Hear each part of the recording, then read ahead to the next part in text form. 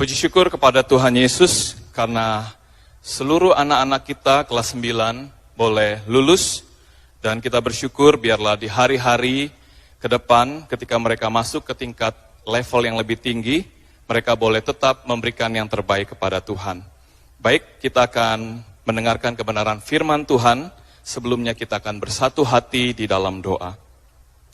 Kami bersyukur untuk segala kebaikan Tuhan yang boleh Tuhan nyatakan bagi setiap kami dan juga anak-anak kami. Kami bersyukur karena mereka boleh menyelesaikan tugas belajar mereka selama 3 tahun. Dan mereka akan menempuh ke tingkat pendidikan yang lebih tinggi. Biarlah Tuhan juga tetap menolong mereka sehingga mereka di dalam kehidupan mereka boleh terus memberikan yang terbaik kepada Tuhan. Dan saat ini kami akan mendengarkan kebenaran firman Tuhan. Mohon Tuhan pimpin kami, Tuhan sertai. Ajar kami untuk mengerti dan bahkan melakukan kebenaran firman Tuhan di dalam kehidupan kami. Terima kasih Tuhan, kami bersyukur dan berdoa di dalam nama Tuhan kami Yesus Kristus, Tuhan dan Juru Selamat kami yang hidup. Amin. Kebenaran firman Tuhan pada pagi hari ini terambil di dalam Amsal 3 ayat yang ke-6 yang berkata demikian. Akuilah dia dalam segala lakumu, maka ia akan meluruskan jalanmu. Dan tema kebenaran firman Tuhan adalah He will make your path straight. Dia akan membuat jalanmu lurus. Nah, bagaimana rasanya jikalau kita tersesat di dalam suatu perjalanan? Perjalanan yang kita tempuh ternyata tidak sesuai dengan yang seharusnya kita jalani dan kita harapkan. Hal itu akan membuat diri kita merasa kesal, lelah, ingin marah, dan lain sebagainya. Namun semua hal itu tidak akan mengubah kenyataan bahwa kita sudah tersesat.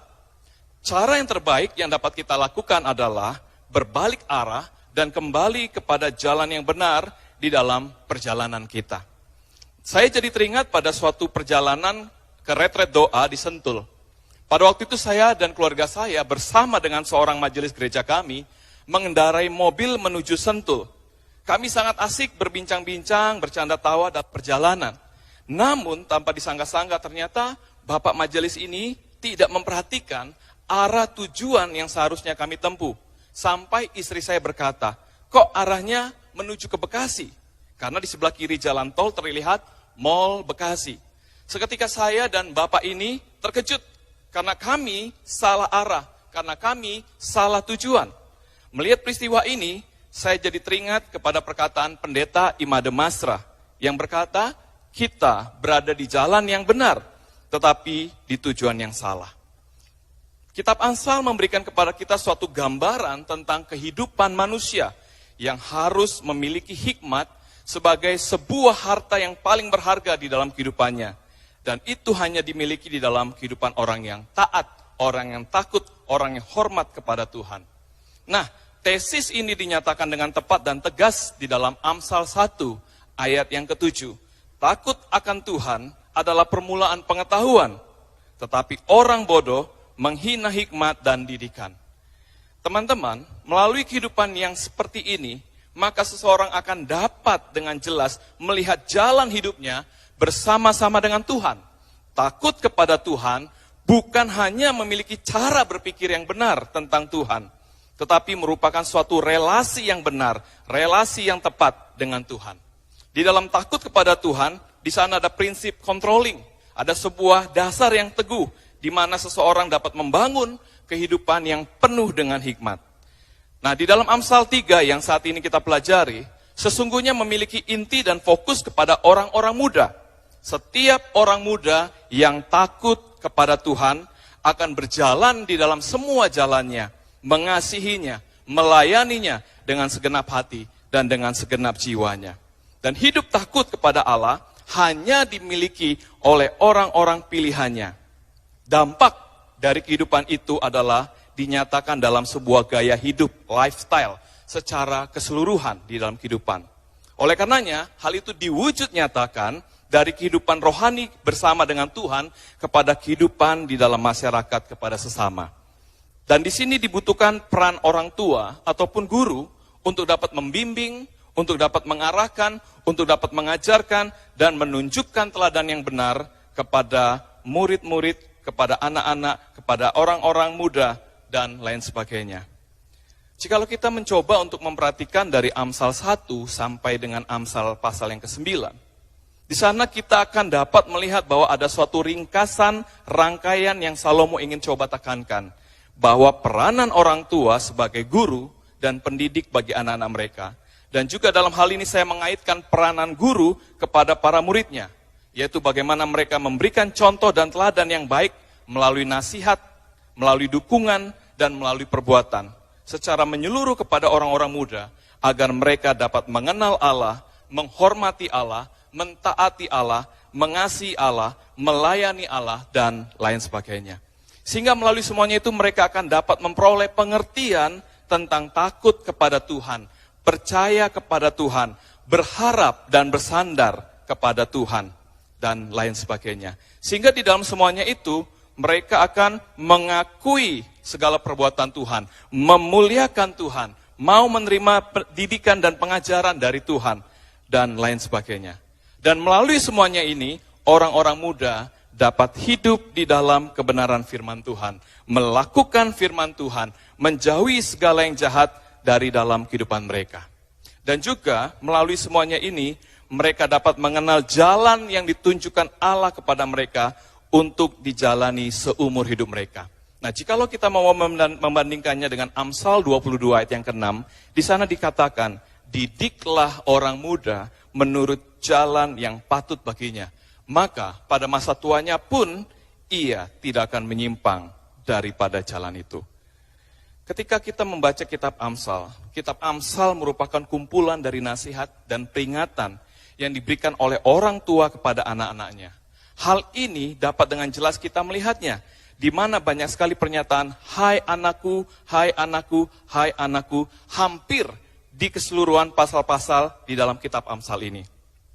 Oleh karena itu sebenarnya ini merupakan korelasi yang saling berkaitan antara orang tua dengan anak. Demikian juga sebaliknya.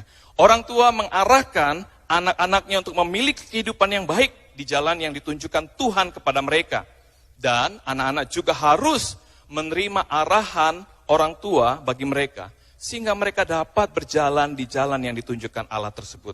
Kalau kita mencoba untuk membandingkannya di dalam hukum Taurat yang kelima, di sana dikatakan apa? Hormatilah ayahmu dan ibumu, seperti yang diperintahkan kepadamu oleh Tuhan Allahmu, supaya lanjut umurmu dan baik keadaanmu di tanah yang Tuhan Allahmu berikan kepadamu.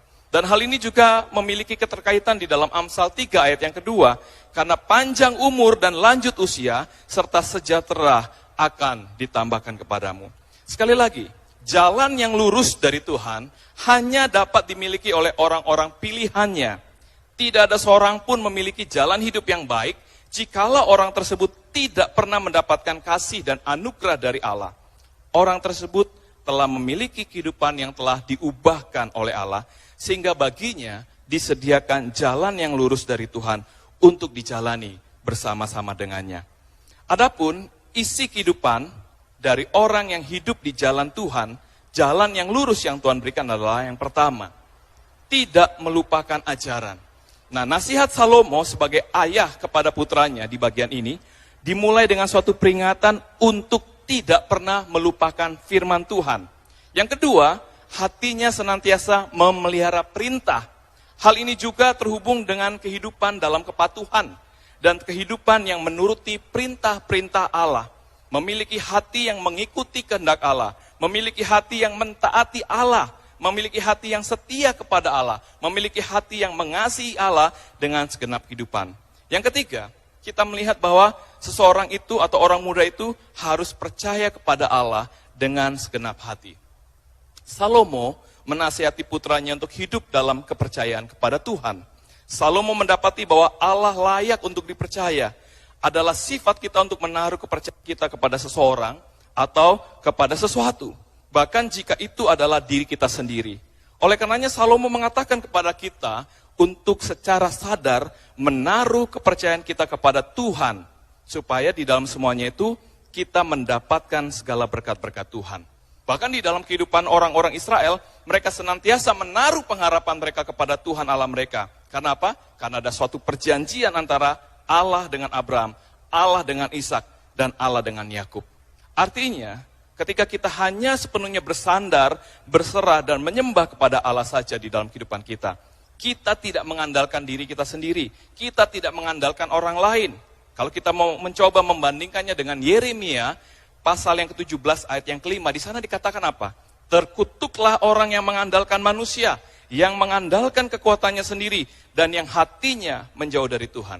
Tetapi setiap orang yang hidup di jalan Tuhan, setiap orang yang hidup di dalam kebenaran firman Tuhan, memiliki jalan yang lurus dan menjalaninya bersama-sama dengan Tuhan. Mereka adalah orang-orang yang diberkati, seperti yang dikatakan di dalam Yeremia 17 ayat yang ke-7. Di dalam ayat ini dikatakan apa? Diberkatilah orang yang mengandalkan Tuhan, yang menaruh harapannya pada Tuhan. Mengakui dan menyatakan Tuhan di dalam setiap kehidupan yang dilakukan. Itu adalah hal yang berikutnya. Mempercayai Allah dengan segenap hati, berarti kita menghormati dan mengakui Allah dalam segala hal yang kita lakukan. Itu adalah pilihan untuk mengundang Tuhan masuk di dalam kehidupan kita. Dan menjadikan sesuatu hal yang berharga di dalam setiap tingkah laku kita hari demi hari. Nah, ini adalah untuk mempraktikkan bahwa kehadiran Tuhan dalam kehidupan kita, baik dalam hal-hal yang biasa maupun dalam hal-hal yang luar biasa. Artinya, di dalam setiap perbuatan yang kita lakukan di dalam kehidupan kita sehari-hari, dimanapun, bagaimanapun, kapanpun, kita mau dengan senantiasa memuliakan Tuhan melalui hidup kita, menyatakan Tuhan melalui hidup kita. Karena apa? Hidup kita menjadi seperti yang Tuhan Yesus harapkan, bahwa kita adalah garam, bahwa kita adalah terang bagi dunia. Ketika kita melakukan hal-hal itu, kita dapat percaya bahwa Tuhan akan mengarahkan jalan kita. Kita dapat berjalan maju dalam damai sejahtera, percaya bahwa melalui firman-Nya, melalui pimpinan Roh Kudus-Nya, melalui nasihat orang lain, melalui akal sehat yang saleh, dan melalui keadaan kehidupan yang kita alami dan kita hadapi saat ini, Tuhan akan mengarahkan kita di jalan yang benar. Kita akan berjalan di sepanjang jalan hidup kita, dan kita akan datang untuk melihat bahwa kita berada di jalan yang Tuhan maksudkan selama ini bagi kita. Bagaimana dengan kita saat ini? Saat ini kita berada di dalam masa-masa yang sulit, kita berada dalam situasi yang tidak menentu. Tetapi ketika kita bersandar kepada Tuhan, kita berharap kepada Tuhan, kita mau mengandalkan Tuhan dalam kehidupan kita, kita akan terus senantiasa dipimpin oleh Tuhan di dalam jalan kehidupan yang lurus dan benar. Kiranya Tuhan memberkati kita semua. Kita akan bersatu hati di dalam doa. Amin. Kami bersyukur untuk kebenaran firman Tuhan yang boleh mengajarkan kami, bahwa ketika kami sungguh-sungguh hidup di dalam kebenaran firman Tuhan, kami mau terus hidup sesuai dengan kehendak Tuhan. Kami mau terus mengakui dan mempercayai Tuhan melalui kehidupan kami. Tuhan akan membawa kami di dalam jalan kehidupan yang benar. Tuhan akan membawa kami di dalam jalan kehidupan yang lurus. Sehingga kehidupan kami boleh senantiasa mempermuliakan Tuhan. Kehidupan kami boleh menjadi berkat bagi orang lain. Terima kasih untuk kebenaran firman Tuhan. Ajar kami untuk melakukannya di dalam kehidupan kami hari demi hari. Di dalam nama Tuhan kami Yesus Kristus, Allah kami yang hidup, kami bersyukur dan berdoa. Amin.